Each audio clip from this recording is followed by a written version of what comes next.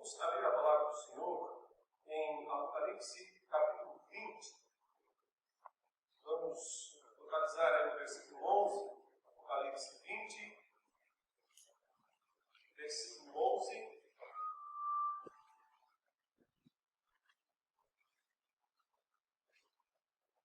A descrição do grande juízo de Deus, também chamado muitas vezes de um juízo final. Apocalipse, capítulo 20, versículo 11 até o versículo 15.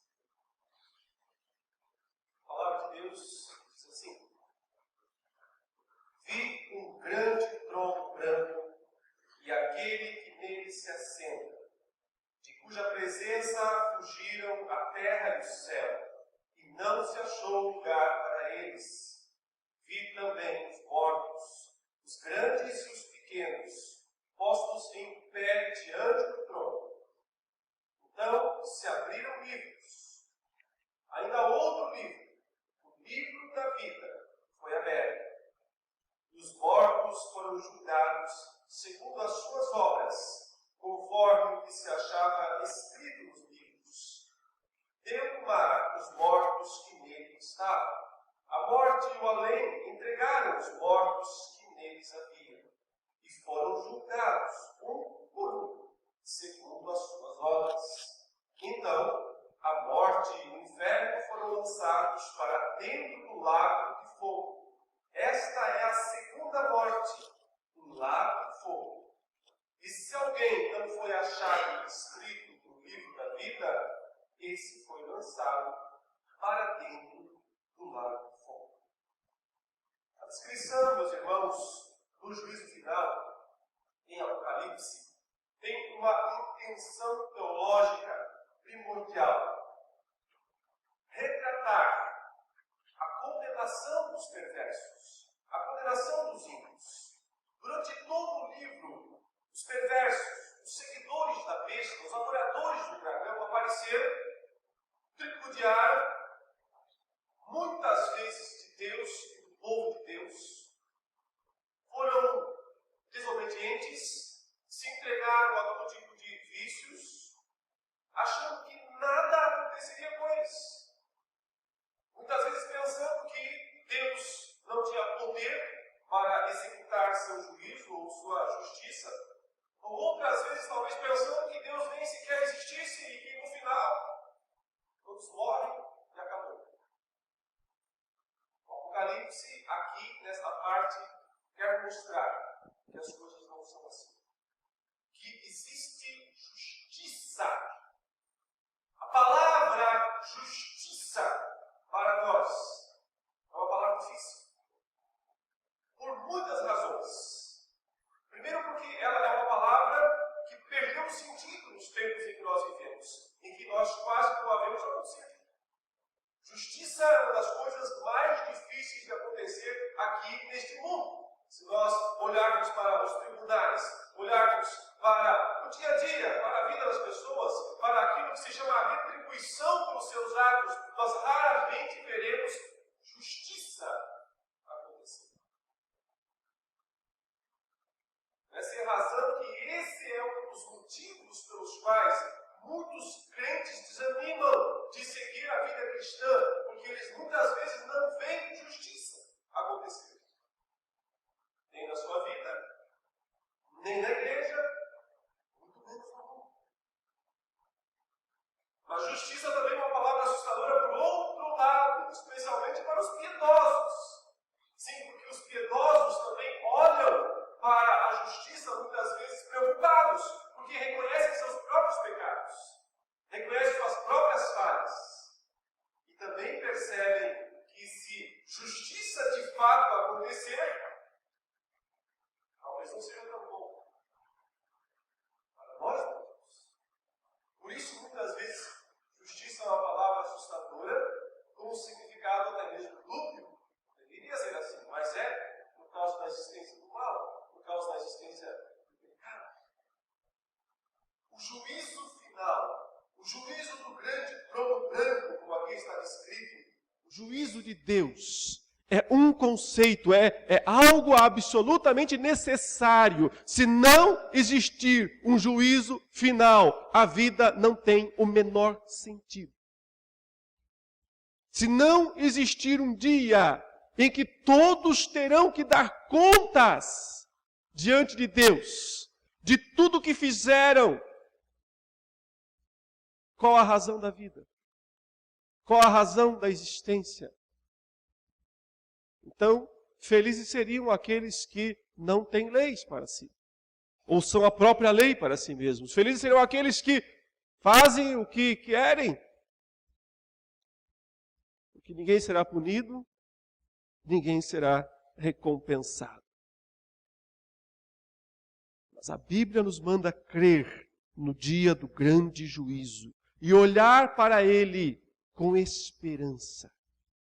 Os crentes, os cristãos, são chamados a olhar para o dia do grande juízo não com temor, mas com esperança. Os ímpios não. Para esses é terror puro, absoluto. Mas para os crentes, a descrição do grande juízo em Apocalipse é uma descrição que traz esperança. Como todo o livro, apesar das suas cenas muitas vezes tão dramáticas, das suas cenas tão drásticas, fortes, assustadoras em muitos pontos. Mas a intenção de todo o livro do Apocalipse é trazer esperança para o povo de Deus. Esperança baseada na fé, que confia que existe um Deus, que tem todas as coisas sob controle e que não deixará passar vazio, não deixará em branco aquilo que precisa ser feito, que não deixará passar os atos, as atitudes das pessoas sem que recebam o que é devido, o que é apropriado. É claro que olhar para essa descrição aqui do capítulo 20, versículos 11 a 15, precisa ser entendido da seguinte maneira. Nós temos olhar para esse texto da seguinte maneira, não como uma descrição do evento físico literal. Há muitas expressões aqui que nem sequer podem ser descritas literalmente. Mas são os conceitos teológicos que os símbolos transmitem para nós que são importantes, porque nos ajudam a entender algo ou coisas importantes do caráter da justiça de Deus e também de como se dará aquele julgamento.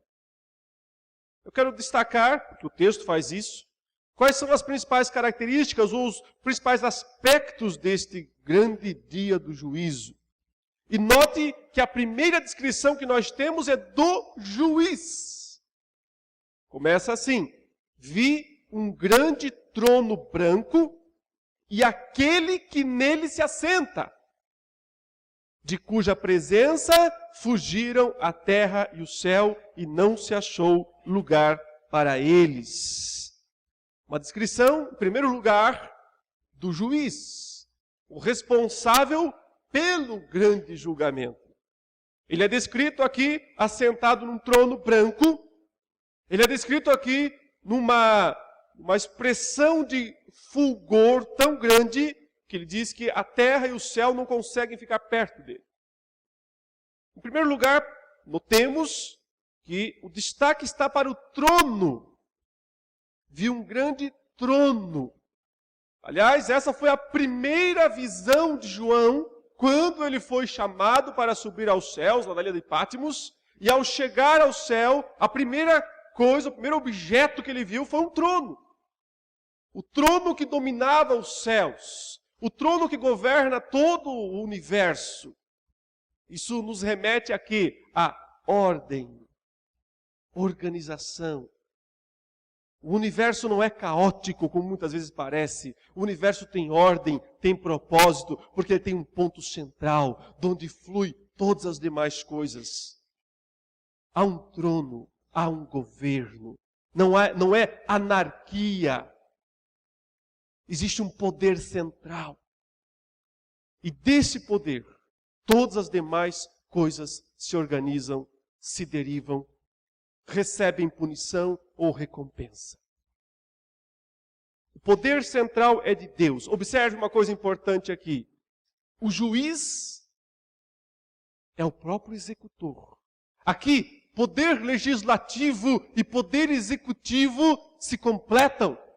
Não é um que determina e outro que executa. E muitas vezes, nesse meio termo, se perdem as ordens. Aqui, o mesmo que julga é o mesmo que executa. É um rei juiz. Ao mesmo tempo, ele reúne em si mesmo as duas qualidades. Ele é juiz, ele é rei. Ele legisla, ele executa. Por isso, não há a mínima chance de suas ordens, de suas decisões não serem cumpridas. Não há a mínima possibilidade. Observe que o trono no qual aquele que julga se assenta é branco. Branco, em Apocalipse, é símbolo de santidade, de justiça pura, pureza absoluta. A grande característica desse trono é isenção. Absoluta isenção. Verdade, santidade absoluta. Não dá para enganar. Não adianta levantar falsas provas. Não adianta usar argumentos diante daquele que tudo vê, tudo sabe, tudo perscruta. E principalmente, não se contamina. Porque subsiste em perfeita justiça e pureza. E a próxima descrição é ainda mais espetacular, porque diz, de cuja presença fugiram os céus e a terra, e não se achou lugar para eles. É uma descrição que, para nós até é inconcebível, como pensar, como que céus e terra fogem. A ideia é essa mesma, é uma descrição da santidade separativa de Deus. Ninguém pode subsistir na presença dele por si mesmo. Há um movimento natural de quem se aproxima desse Deus. O movimento natural é fugir. O movimento natural é se afastar. Por reconhecer nele atributos que não estão naqueles que se aproximam. E que, portanto, causam uma necessidade de separação. Isso é justiça total, santidade total. Se ele não dissesse, venham, aproximem-se, ninguém poderia fazer isso. Só restaria o fugir, assustado e desesperado da presença do Deus que é santo. Este é o juiz. Ele em pessoa é que vai julgar. Uma descrição aqui do Deus triuno, provavelmente, o Pai, o Filho, o Espírito Santo. Mas representado na pessoa do Pai. Nunca é descrito diretamente em Apocalipse, sempre apenas através de símbolos que representam sua glória, seu poder, sua justiça, sua santidade. Agora vejam em segundo lugar, quem são os réus. Nós já temos a descrição do juiz, agora vejamos os réus. Quem são os réus? Diz o versículo 12, vi também os mortos, os grandes e os pequenos, postos em pé diante do trono. Observe ainda que após dizer que se abriram livros, daqui a pouco falaremos sobre isso, também sobre o livro da vida, ele continua dizendo, e os mortos foram julgados. Agora veja no versículo 13, uma outra descrição sobre os réus. Diz, deu o mar os mortos que nele estavam, a morte e o além. Um detalhe importante, essa palavra além, traduzida aqui em português como além, é a palavra que na língua original é a palavra Hades, que é normalmente traduzida como inferno. Podemos traduzir assim: a morte e o inferno entregaram os mortos que neles havia, e foram julgados um por um, segundo as suas obras. Quem são, portanto, os réus? São descritos aqui como os mortos. Por isso eu disse que, prioritariamente, a intenção da descrição apocalíptica do juízo final é falar da condenação dos ímpios, dos perversos. Porque muitos crentes não chegarão ao juízo final mortos. Já terão sido transformados, nem sequer passarão pela morte, como o apóstolo Paulo descreve, que muitos estarão vivos na vinda de Jesus e não morrerão, serão transformados. Também esses passarão pelo juízo final, mas sob outra perspectiva. Quando ele fala aqui dos mortos, ele está dizendo do retorno das almas, das pessoas que morreram e que talvez pensavam que a morte era o fim, que a morte significava o fim de tudo e, portanto, a morte para muitos seria um livramento, que não pagariam por seus erros, não pagariam por suas culpas, por suas falhas. Agora o texto diz: a morte vai devolvê-los, a morte vai entregá-los. Eles pensavam que a morte era um refúgio, eles pensavam que a morte era um esconderijo. E a morte diz: enganou-se, eu vou devolver você, vou te devolver para aquele que vai te julgar. A morte devolve os seus prisioneiros. Veja que ele diz: o mar devolve os seus mortos. Quer dizer, do lugar onde pareceria mais difícil resgatar.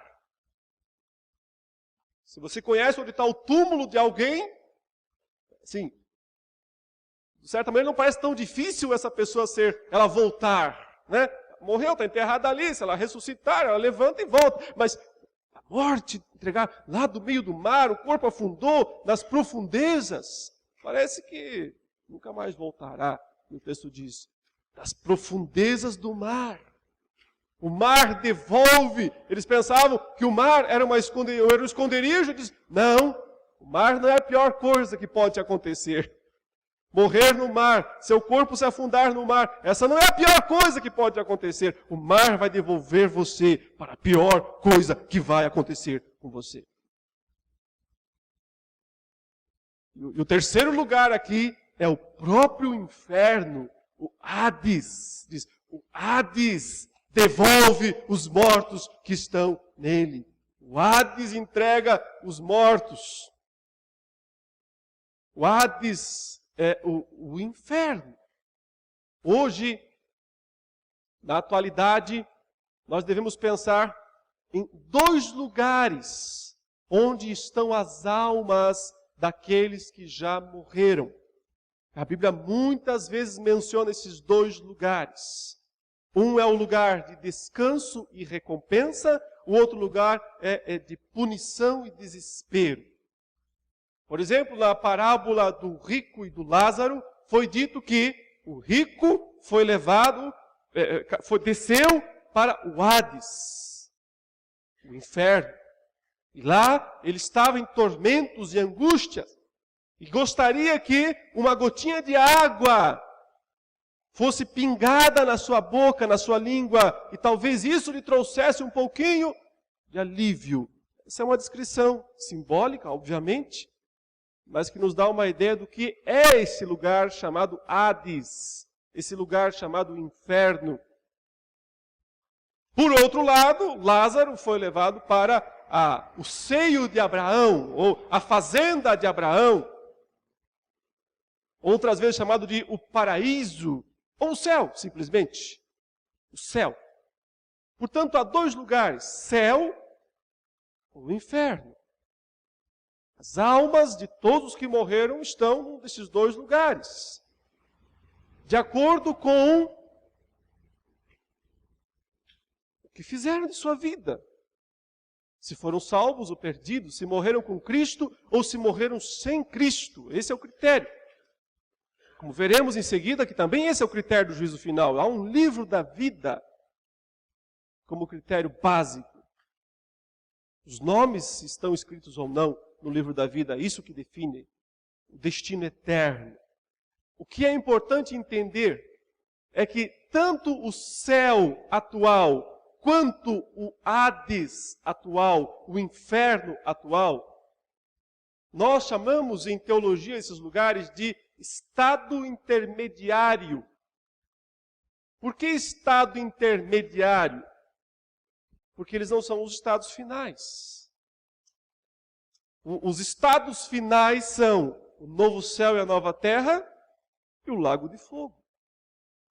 Em outras palavras, no dia do juízo final, todas as almas que estão no inferno voltam para serem julgadas.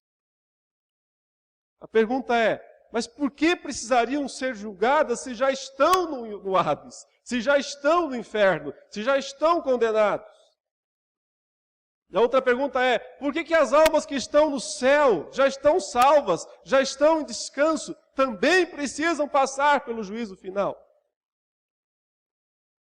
E esse texto nos dá a resposta, nos explica a razão destas coisas, porque esse texto nos fala do critério do juízo. Então veja, eu já falei do juiz, eu já falei dos réus, e agora falaremos do critério do juízo final.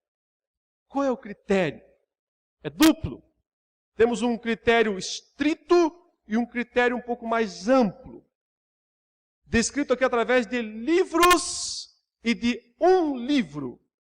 Veja, assim que ele diz que os mortos foram postos em pé diante do trono, no versículo 12, fala, então abriram ou se abriram livros. Plural, livros. Se abriram livros. E aí ele dá um destaque especial para um livro. Ainda outro livro, o da vida. É assim que está no original.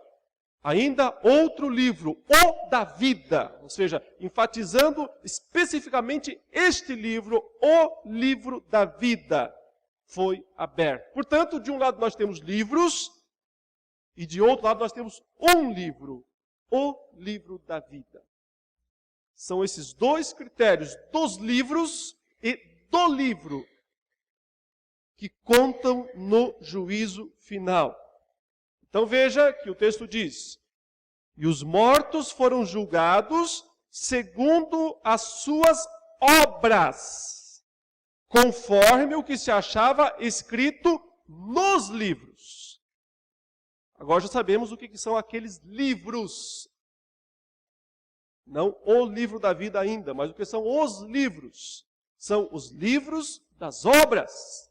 São os registros dos atos, das ações e até das palavras e dos pensamentos nossos. Um registro total e completo da nossa vida. De tudo o que nós fizemos. Lembrem-se que o Senhor Jesus um dia falou, isso está registrado em Mateus 12:36, ele disse que os homens terão que dar conta de cada palavra frívola que disserem no dia do grande juízo. Dar conta de cada palavra frívola. Palavra frívola é palavra inútil, palavra tola, palavra baixo calão, mas nem essa que é um palavrão. Palavra boba, palavra inútil. Terão que dar conta de cada palavra. Esses livros contêm um registro completo das ações de todos os homens. Ninguém poderá esconder nada, porque não há nada oculto que não venha a ser revelado. Alguém diria, Mas a salvação não é pela graça? Por que é que as obras estão sendo consideradas aqui? Por que é que as obras são importantes no juízo final, se a salvação é pela graça? Como encaixar isso? Como entender isso? Lembrando que tem mais um livro nessa história. Não apenas os livros, mas o livro, o da vida, como ele diz. E no final, o texto ele diz: se alguém não foi achado inscrito no livro da vida, esse tal foi lançado para dentro do lago de fogo. Critério básico: livro da vida. Critério derivado: livro das obras. Como entender isso? Da seguinte maneira: o que define a salvação ou a condenação de alguém é o nome estar ou não escrito no livro da vida. Se o nome de uma pessoa está inscrito no livro da vida, essa pessoa já chega ao juízo final com o seu destino eterno definido. O destino eterno não é definido no juízo final. O juízo eterno é definido neste mundo e nesta vida. Aquele que crê, aquele que tem o Filho de Deus, tem a vida. O próprio João disse: aquele que não tem o Filho de Deus, não tem a vida.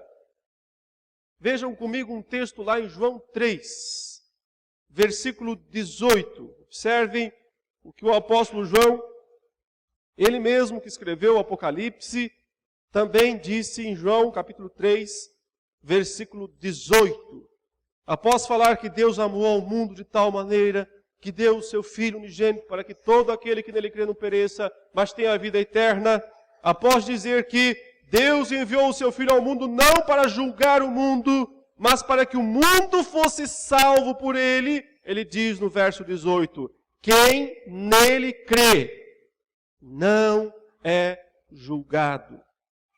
O que não crê já está julgado, porquanto não crê no nome do unigênito Filho de Deus. Quando uma pessoa crê em Jesus Cristo, o seu nome, então, está escrito no livro da vida. Veja, eu não disse, quando uma pessoa crê em Jesus Cristo, o seu nome é escrito. Eu disse, está escrito. Porque o nome de alguém não é escrito no livro quando crê. Quando crê, isso é revelado. O próprio João disse que o livro da vida foi escrito desde a fundação do mundo. O livro da vida nada mais é do que o rol celeste dos eleitos de Deus.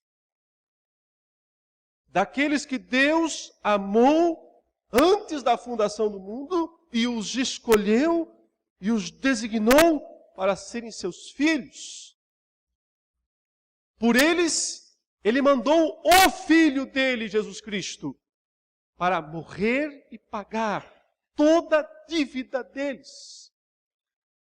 É por isso que seus nomes estão inscritos no livro da vida. E quando chegarem lá no juízo final, já saberão disso. O juízo final não é estabelecido para decidir quem vai para o céu ou quem vai para o inferno, até porque as pessoas estão chegando lá vindo do céu ou do inferno. Então, para que é que o juízo final existe? Para colocar as coisas à luz. Para pôr as coisas diante de todos como devem ser. Para esclarecer perante tudo e todos que Deus é justo juiz. Mas tem mais uma função. E está ligada a essa, obviamente. As obras. Sim, as obras contam.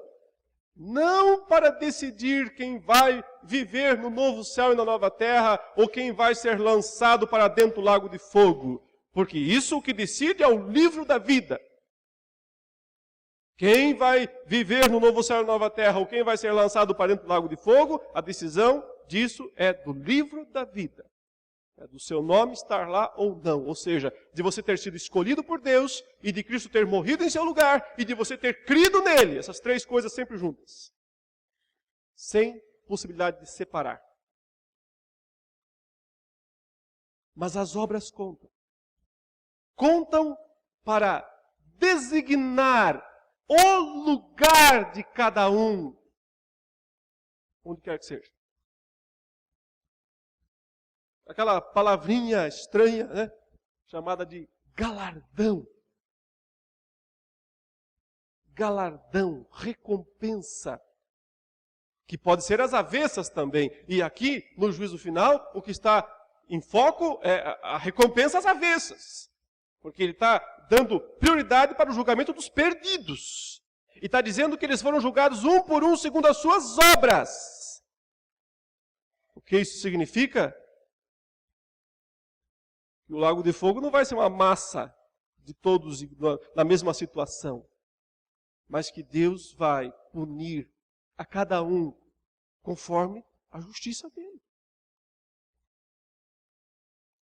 Estão todos no mesmo lugar, no lago de fogo, mas o próprio Cristo disse que existem critérios para punição também. Por exemplo, o Senhor Jesus falou, abra comigo lá em Mateus 10, versículo 15. Mateus capítulo 10, versículo 15. Após incentivar seus discípulos a irem de casa em casa, pregando a palavra, anunciando a paz do Evangelho, ele disse, sabe o que acontece quando alguém recusa? Quando você vai numa casa, quando você vai numa cidade, quando você vai numa vila, e essa vila recusa o anúncio do Evangelho, é o seguinte, ele diz, versículo 15, em verdade vos digo que menos rigor haverá para Sodoma e Gomorra no dia do juízo do que para aquela cidade. Você entendeu? Ele disse o seguinte, uma pessoa, uma casa, uma cidade que recusa o anúncio do Evangelho será julgada com mais rigor do que Sodoma e Gomorra, as piores cidades do mundo antigo, receberão. Por quê? Conhecimento é um dos fatores essenciais. Cristo disse, aquele servo que sabia a vontade do seu Senhor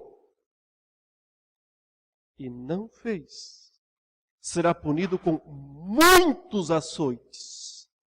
Aquele servo que não sabia a vontade do seu Senhor e não fez, será absolvido? Não! Será punido também, mas com menos açoites. Então o critério é mais açoites, menos açoites, de acordo com o conhecimento de cada um. Por isso, a Bíblia diz, não tenham muita vontade de serem mestres. Porque o juízo vai ser maior para vocês. Então, o que nós aprendemos é que as obras contam. Não para salvar ou condenar alguém, porque a salvação é pela graça. Depende do nome estar ou não estar escrito no livro da vida. Mas as obras contam para definir o estado futuro de cada um. Se será um estado de mais punição ou menos punição. Agora, não me pergunte o que é isso, eu não faço ideia, nem quero, na verdade, saber como é que vai ser o lago de fogo. Se é mais temperatura, mais fogo, menos fogo, o que é, eu não sei, não tenho interesse em conhecer. Acho que você também não tem. A única coisa importante saber é que Deus é justo para punir a cada um de acordo com o que é certo. O outro lado é verdadeiro também.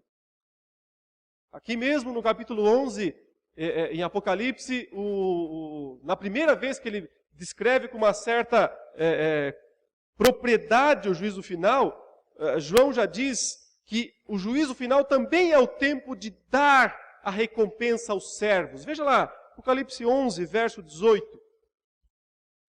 É a sétima trombeta, uma das antigas descrições, das primeiras descrições do fim do mundo, do juízo final, lá nos ciclos, nas sessões que ele vai repetindo tantas vezes. E ele disse aqui no versículo 18 do capítulo 11, na verdade as nações se enfureceram, chegou porém uma ira maior, a tua ira. E o tempo determinado para serem julgados os mortos, esses aí que nós vimos aqui no capítulo 20. E o outro lado e o tempo determinado para se julgar os mortos, para se dar o galardão aos teus servos, os profetas, aos santos, aos que temem ao teu nome, tanto aos pequenos como aos grandes, e para destruires os que destroem a terra. Quer dizer, o dia do juízo final é o tempo da punição dos perversos e também é o tempo de dar o galardão, a recompensa às avessas, para os perversos, e a recompensa plena para os santos. Como é que será que funciona a recompensa dos santos? O galardão do povo de Deus. O que é esse galardão? O que será que Deus, que tipo de recompensa Ele vai dar? Será que uns vão ser mais ricos do que outros no céu? Será que uns vão morar em casas de diamante e outros em casas de, bronze? Como é que é essa questão da recompensa no novo céu e na nova terra? Muita especulação sobre isso, teorias infindáveis. A que me parece mais bíblica é a que fala sobre posições. Posição de autoridade. Porque a autoridade, posição de autoridade, isso não tem a ver com pecado, não tem a ver com queda, isso é anterior à queda. Pai, Filho e Espírito Santo são iguais em essência, eternidade e poder, e no entanto, eles se subordinam quando têm que fazer funções, tarefas. O Filho diz que veio fazer a vontade do Pai que o enviou. Os anjos não caídos, os anjos eleitos, têm hierarquia entre eles. Tem um arcanjo, é o chefe. Os outros têm posições menos importantes em termos de decisões, de tomada de decisões, de execução de projetos, digamos assim. Então, podemos pensar que o novo céu e a nova terra será um lugar onde as funções também serão diferentes. Todo mundo que foi salvo estará lá. Mas as posições de hierarquia poderão ser diferentes. Isso não significará orgulho. Isso não significará prepotência. O anjo Gabriel não fica enciumado porque Miguel é o arcanjo. E se alguém ficar enciumado no novo céu e na nova terra, vai descobrir que está no lago de fogo. Vai descobrir que está no lugar errado. Porque não existe isso no novo céu e na nova terra. Mas as recompensas existem. Portanto, meus irmãos, as obras são importantes? Muito.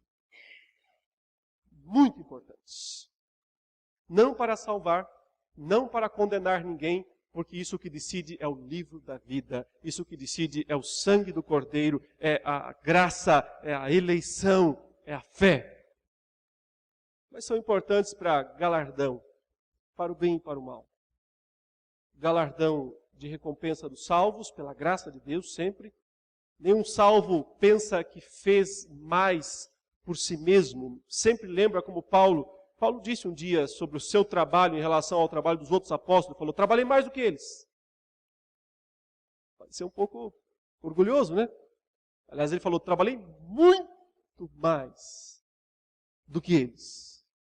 Mas em seguida Paulo se corrige, todavia não eu, mas a graça de Deus comigo. Todo aquele que sabe que fez alguma coisa a mais do que os outros, sempre diz, a graça de Deus foi a responsável. A graça de Deus, toda a glória sempre a Deus. E finalmente, irmãos, para encerrar aqui a descrição do grande juízo de Deus, nós temos as consequências. Já vimos o juiz, os réus, o critério e agora as consequências. Quais são as consequências?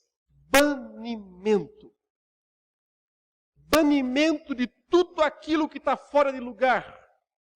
De tudo aquilo que atrapalha a ordem da criação de Deus. Um dia, como Paulo diz, pecado entrou no mundo. E pelo pecado a morte. Assim a morte passou a todos os homens, porque todos pecaram. Chegou a hora de remover isso. Chegou a hora de remover tudo aquilo que atrapalha a criação de Deus. Que atrapalha os grandes propósitos divinos.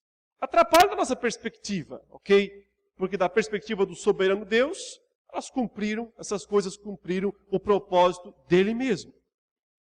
Mas chegou a hora de removê-las da terra.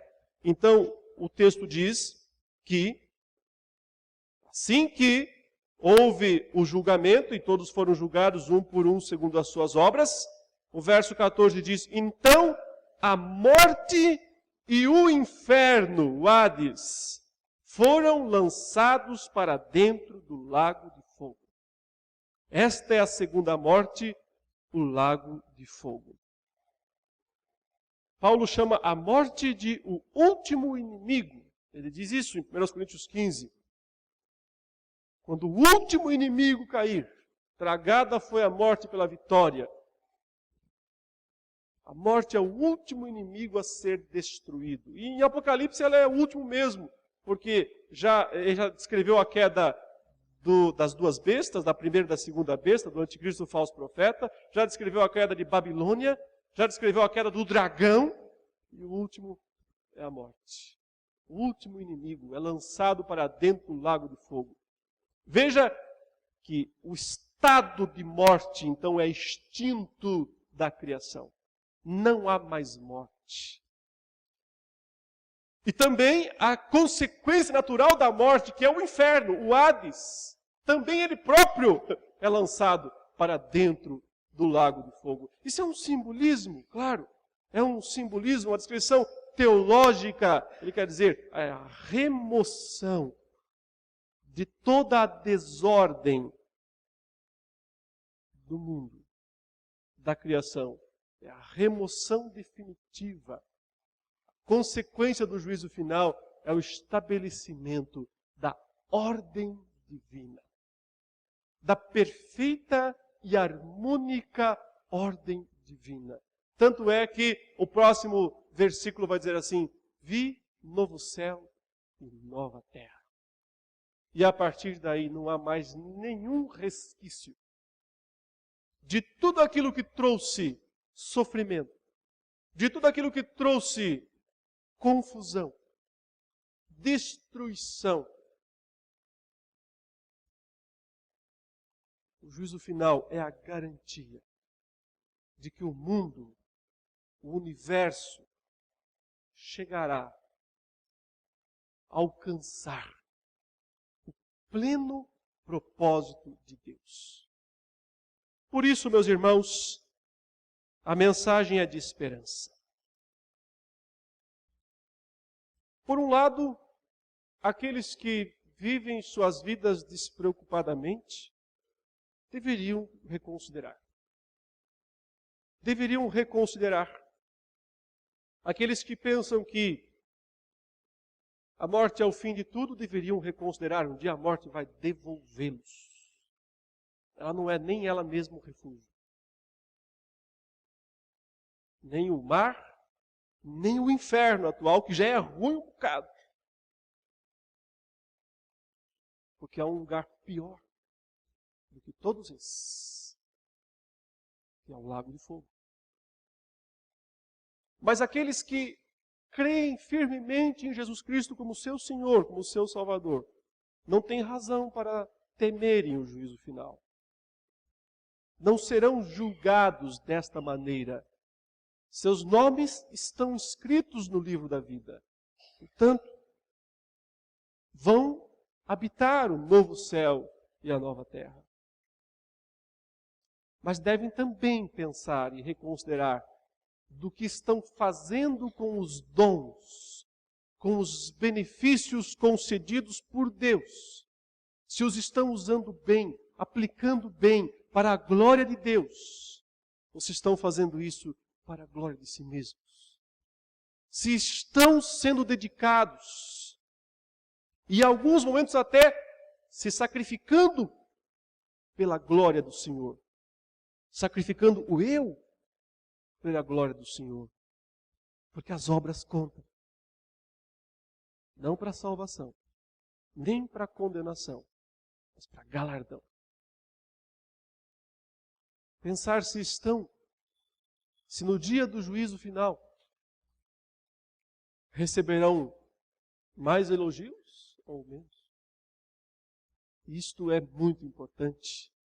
Às vezes nós pensamos assim, e eu sei que esse pensamento deve ter passado pela mente de muitos aqui. Se eu chegar lá já está bom. É mais ou menos isso que nós pensamos às vezes. Se eu chegar lá, mesmo que seja soldadinho raso, já está bom. Está bom mesmo. Sim, porque do outro lado.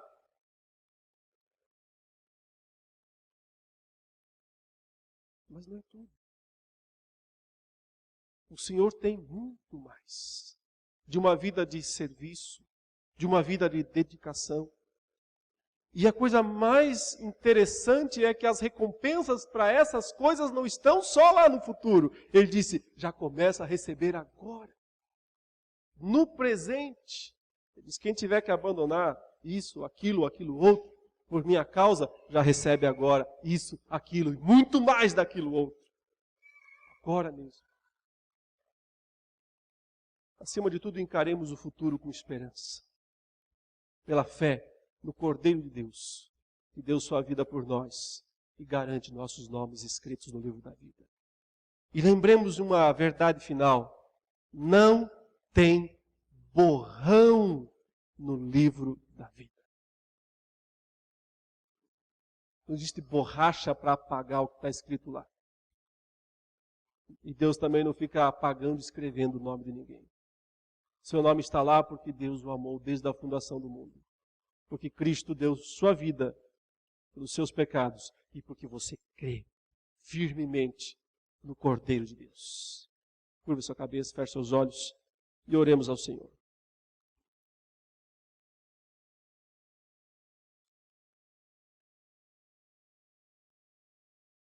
Santo e eterno Deus, Senhor nosso, graças te damos. Sim, Senhor, exaltamos o teu nome nesta manhã, em perspectiva do juízo daquele grande dia, que representa para nós, ou representará para nós, a alegria suprema, maior, de vermos todos os teus grandes propósitos se cumprirem definitivamente nesta vida, nesta terra, neste mundo e no porvir. Permite, Senhor, que nós vivamos aqui nesse tempo que tens reservado para nós, de maneira justa, piedosa, sensata, sóbria e operosamente para a tua glória, para a exaltação da tua majestade. E se alguém aqui também ainda não te conhece como Salvador, como Senhor, se esse nome está escrito no livro da vida, desperta esta pessoa do estado de morte para a vida. E abençoe-nos, ó Pai, em todos os demais trabalhos desse dia, serviços para a tua glória, para a tua honra, em nome do Senhor Jesus. Amém.